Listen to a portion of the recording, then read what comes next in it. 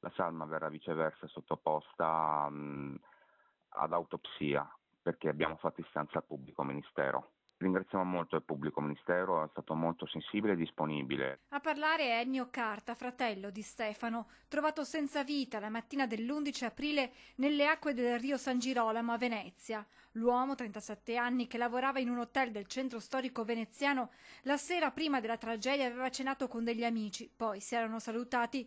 Da quel momento rimane avvolto nel mistero quanto accaduto e da quella notte il fratello Ennio, insieme alla famiglia, sta lottando per scoprire la verità.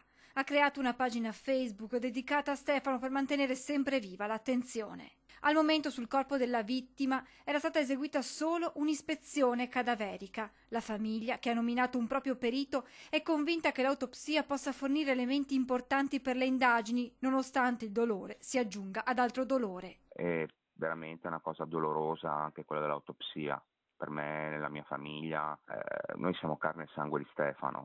Vederlo, immaginarlo insomma su un tavolo da obitorio con i chirurghi che armeggiano, è come se lo sentissimo noi. La famiglia non ha mai creduto fino in fondo all'ipotesi iniziale del malore. Il malore francamente mi sembra ci sembra a tutti noi poco credibile.